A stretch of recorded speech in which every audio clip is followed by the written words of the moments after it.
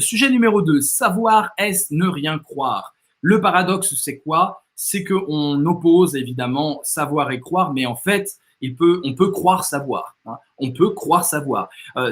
Être dans l'erreur, être dans l'illusion même, c'est s'imaginer détenir un savoir alors qu'en fait, c'est un savoir faux. C'est un savoir qui n'en est pas un, qui n'est pas fondé rationnellement, qui n'est pas argumenté, qui n'est pas philosophé. Et donc, le paradoxe, c'est ça. C'est-à-dire que qu'est-ce qui me garantit qu'il n'y a pas cette partie subjective, totalement non rationnelle, totalement non argumentée, que j'appelle la croyance, dans mon savoir lui-même. Hein, qu'est-ce qui me garantit qu'il n'y a pas de la croyance dans mon savoir?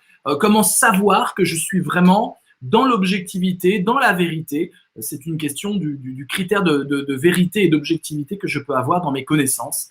Donc c'est un beau sujet. Voilà. Si savoir s'oppose à croire, qu'est-ce que c'est l'illusion? C'est-à-dire croire savoir. Et là, vous avez votre paradoxe. On va répondre non en première partie. Non, savoir, est-ce ne pas croire? Bah non, justement, non. On peut, le savoir et la croyance sont toujours liés. Hein. Il y a toujours l'idée que je suis un homme de mon temps, que je prends les connaissances de mon temps. Et donc, ce que je sais est coloré par mes croyances, mes habitudes. Alors, ça peut être des croyances religieuses. Hein. Après, il faut varier combien de croyances il y a. Il y a les croyances religieuses, les croyances au niveau de la connaissance du vivant, comment mon corps fonctionne. Voilà, il y a encore plein de mystères. Hein. Et si je suis un homme du 25e siècle, mais mon savoir sera différent et mes croyances aussi. Et puis, vous devez bien sûr donc dire dans cette première partie de plus en plus non. Hein. Savoir est-ce ne pas croire? Non. Et puis, vous finissez en disant que non. Vous radicalisez votre thèse de première partie. À partir du moment où je sais, en fait, je crois. Vous devez carrément identifier le savoir et la croyance. Tout n'est que croyance. Nous n'accédons pas à la vérité nue. Nous sommes toujours dans un temps donné, avec nos biais, avec nos erreurs, avec notre vécu, voilà. Et donc la croyance s'invite toujours lorsqu'il y a du savoir. Voilà, nous sommes des êtres finis. Nous n'avons pas l'omniscience. Nous voyons à travers des yeux qui pourraient être mieux et à travers des connaissances héritées qui peuvent nous mener dans l'erreur. Voilà. Deuxième partie, on va dire oui, savoir, c'est ne pas croire. On va bien distinguer les choses. La croyance, c'est une part d'irrationnel et de subjectivité. La croyance, on peut parler de Freud dans l'avenir d'une illusion. J'y mets du désir dans la croyance. Je veux croire. Voilà. Et il faut faire une sorte de psychanalyse, que ça soit par Freud ou que ça soit par Bachelard. Vous connaissez peut-être ce Français, Gaston Bachelard, qui voulait passer la science elle-même, la science, en psychanalyse, en thérapie. Hein. C'est-à-dire que même le scientifique a besoin de réfléchir à ses présupposés, au paradigme, on pourrait parler de Thomas Kuhn et d'autres, au paradigme épistémologique dans lequel il est.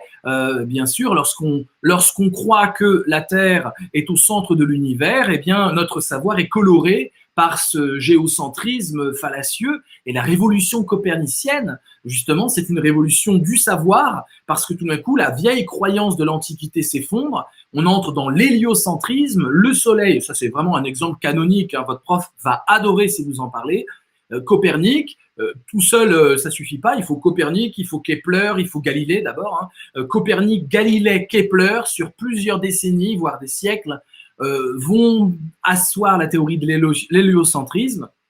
Et donc, le but de la science, c'est de montrer lorsqu'elle ne sait pas, mais elle est obligée de combler ça avec du savoir, mais du coup, elle sait qu'elle n'est plus scientifique. Voilà. Et donc là, on fait un hymne à la science et on rejette la croyance du côté de la subjectivité. Tout est propre, mais on va faire une troisième partie. Non, mais non, savoir, est-ce ne pas croire? Non, savoir n'est pas ne pas croire. Il y a toujours de la croyance dans le savoir, mais grâce à la philosophie, on peut départager les choses, on peut reconnaître ce que l'on sait vraiment de ce que l'on ne sait pas. La philosophie est une sorte de critère qui nous permet de nous orienter dans un savoir toujours déjà empreint de connaissances, mais ça permet justement peut-être de suspendre notre jugement, aller du côté des stoïciens, aller du côté de Husserl et de la phénoménologie, si vous voulez parler de l'époquée.